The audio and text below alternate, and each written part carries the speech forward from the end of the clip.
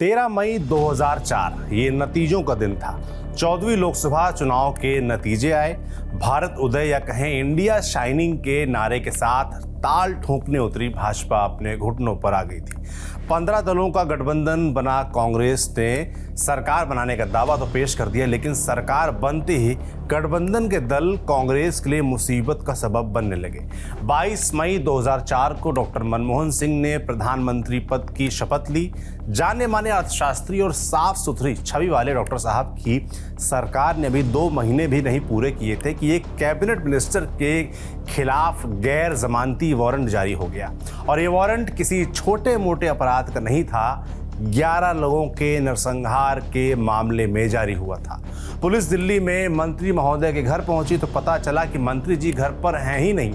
ये कोई छोटी मोटी बात नहीं थी। भारत सरकार का एक मंत्री लापता था। कानून की भाषा में कहें तो वारंट जारी होने के बाद वे फरार थे। चारों तरफ सरकार की किरकिरी हुई तो 7 दिन बाद यानी 24 जुलाई को मंत्री जी के इस्तीफे की खबर सामने आई और मंत्री जी आए 30 जुलाई को मीडिया से बात करते हुए सरेंडर करने की घोषणा की। बाद में मंत्री जी रिहा हुए और दोबारा केंद्रीय मंत्री भी बने। आगे चलकर एक नए बने राज्य के मुख्यमंत्री भी बने। वही राज्य जिसके लिए कई दशक तक संघर्ष किया गया, लेकिन मुख्यमंत्री बने तो सरकार 10 दिन भी नहीं चला पाए। आगे फिर से 2 बार और मुख्यमंत्री पद की शपथ लेने का मौका मिला, लेकिन दोनों ही बार 5 महीने से ज़्यादा कार्यकाल नहीं रहा। लेकिन हार मानना तो जैसे इस नेता ने सीखा ही नहीं था। संघर्ष और प्रतिरोध का जज्बा विरासत में मिला था। जिस शख्स की हम बात कर रहे हैं वो है झारखंड के तीसरे मुख्यमंत्री शिबू सोरेन।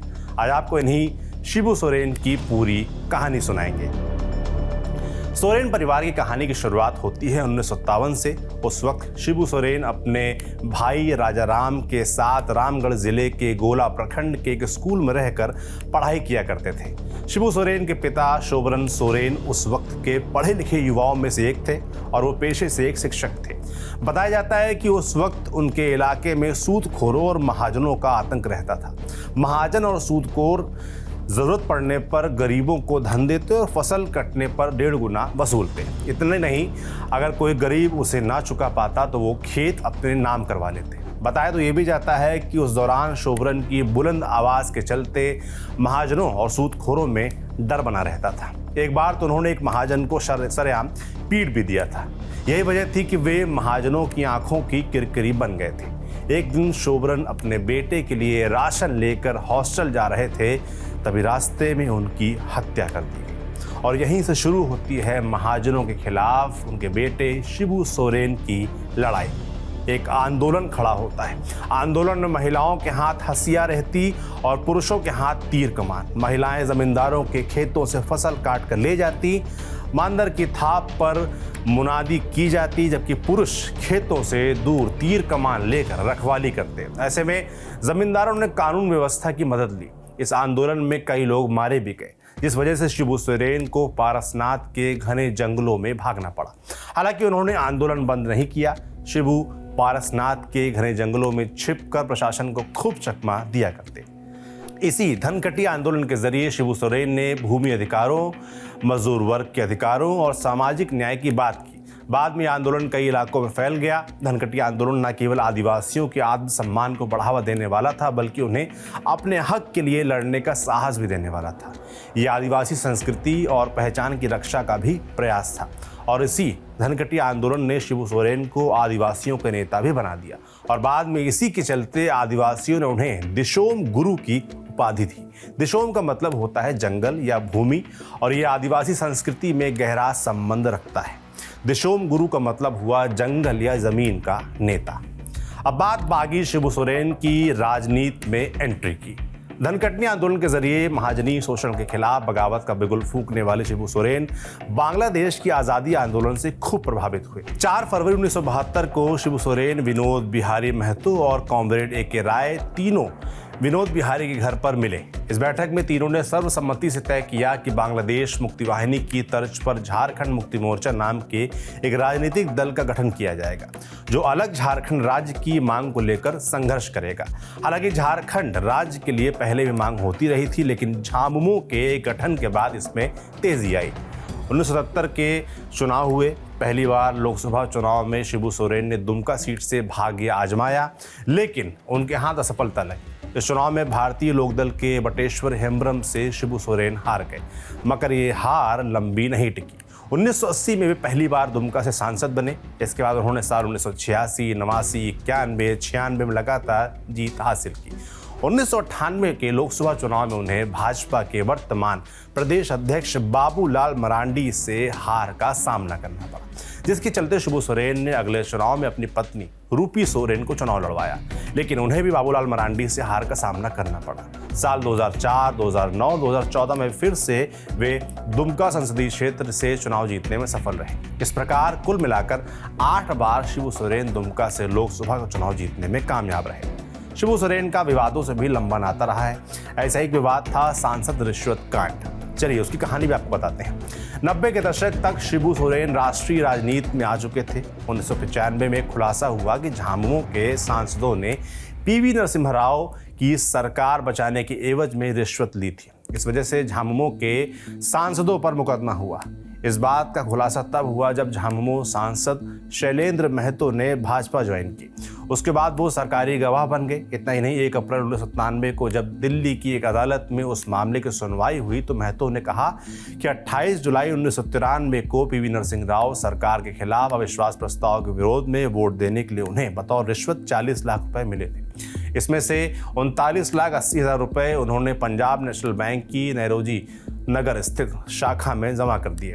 बाकी 20,000 रुपए अपने व्यक्तिगत खर्च के लिए निकाल लिए थे। उन्होंने ये भी कहा कि मेरे बैंक खाते में जमा रिश्वत की राशि सरकार जब्त कर सकती है। उनके इस बयान के चलते निचली अदालत से सबको सजा हुई। मामला सुप्रीम कोर्ट में गया और वहां से सब बरी हो गए। दूसरा विवाद वही है जिससे हमने इस वीडियो की शुरुआत की थी, जब एक केंद्रीय मंत्री भगोड़ा घोषित हुआ था। दरअसल 17 जुलाई 2004 को जामताड़ा उपविभागीय न्यायिक मजिस्ट्रेट की अदालत ने शिबू सोरेन पर गैर जमानती वारंट जारी किया था। तब शिबू सोरेन मनमोहन की सरकार में कोल मिनिस्टर थे। इस पूरे मामले को समझने के लिए हम आपको 30 साल पीछे ले चलेंगे।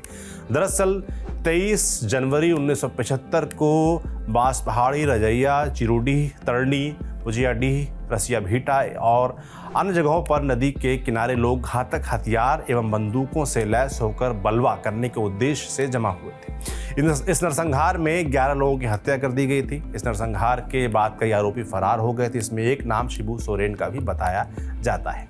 17 जुलाई 2004 को जब जामताड़ा उपविभागीय न्यायिक मजिस्ट्रेट ने शिबू सोरेन पर गैर जमानती वारंट जारी किया था, तब वे अंडरग्राउंड हो गए थे। इसके बाद उनको झारखंड हाई कोर्ट ने सरेंडर करने का आदेश दिया था। तब जाकर वो 30 जुलाई को मीडिया के सामने हाजिर हुए। फिर 2 अगस्त 2024 को झामुमो प्रमुख शिबू सोरेन ने जामताड़ा जिला सत्र न्यायालय के सामने आत्मसमर्पण किया था। इसी के चलते उनको अपना मंत्री पद भी गंवाना पड़ा था। हालांकि उसी दिन उनको झारखंड हाई कोर्ट ने सशर्त जमानत दे दी थी। खैर, इस विवाद के चलते शिबू सोरेन से मंत्री पद जरूर छिना, मगर एक नया दरवाजा खुलना भी बाकी था। वे अब झारखंड आंदोलन की अगुवा से झारखंड के मुख्यमंत्री बनने वाले थे।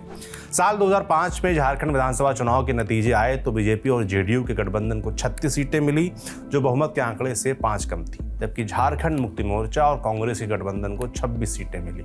इस चुनाव में किसी पार्टी को बहुमत नहीं मिला था। ऐसे में खंडित जनादेश मिलने के बाद भी राज्यपाल सैयद सिप्ते रजी ने तत्कालीन केंद्रीय कोयला मंत्री शिबू सोरेन को मुख्यमंत्री पद की शपथ दिला दी, लेकिन वो बहुमत साबित करने में नाकाम रहे। लिहाजा 10 दिनों के भीतर ही उन्हें कुर्सी छोड़नी पड़ी और उनकी जगह बीजेपी के नेता अर्जुन मुंडा को सीएम बनाया गया।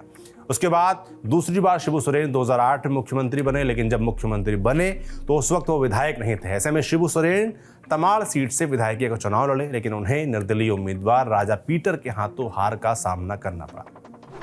इस वजह से उन्हें सीएम की कुर्सी छोड़नी पड़ी। साल 2009 में वो तीसरी बार भारतीय जनता पार्टी के सहयोग से फिर मुख्यमंत्री बने, लेकिन इस बार भाजपा से अंदरूनी खींचतान के चलते उन्हें कुछ ही महीनों के भीतर मुख्यमंत्री पद छोड़ना पड़ा। माने वो मुख्यमंत्री तो कई बार बने, मगर चैन से लंबे वक्त उस कुर्सी पर बैठ नहीं पाए।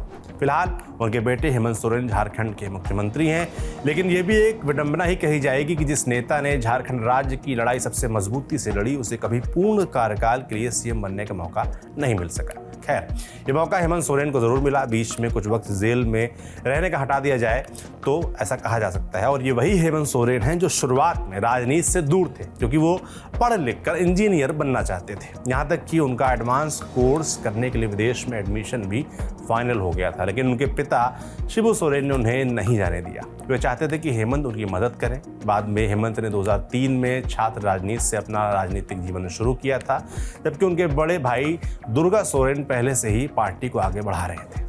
साल 2009 में दुर्गा के असामयिक निधन के कारण पार्टी और परिवार की पूरी जिम्मेदारी हेमंत पर आ गई। इधर बीमारी और बढ़ती उम्र ने शिबू सोरेन को राजनीति से किनारा करने के लिए मजबूर कर दिया। इसके बाद साल 2013 में हेमंत कांग्रेस और आरजेडी की मदद से राज्य के 5वें सीएम बने। खैर, परिवार को एकजुट रख पाना हेमंत सोरेन के लिए आसान नहीं रहा। शिबू सोरेन 1984 में जिस जामा विधानसभा से विधायक रहे, वहां से विधायक उनकी बड़ी बहू सीता सोरेन जेएमएम का साथ छोड़ चुकी है। मार्च 2024 में सीता सोरेन ने भारतीय जनता पार्टी ज्वाइन कर ली। इन सब के बीच एक बार फिर शिबू सोरेन, हेमंत सोरेन और उनके परिवार के सामने राज्य में अपनी पार्टी को वापस सत्ता में लाने की चुनौती है। 2 चरण में राज्य में चुनाव का ऐलान हो चुका है। सबकी नज़र रहेगी कि हेमंत सोरेन ये करिश्मा कर पाते हैं या नहीं कर पाते हैं। आपको क्या लगता है इस चुनाव के बारे में? हमें कमेंट बॉक्स में लिखकर जरूर बताएं। बाकी ये कहानी लिखी थी हमारे साथी धीरज पांडे ने। आप देखते रहिए TV9 डिजिटल। शुक्रिया।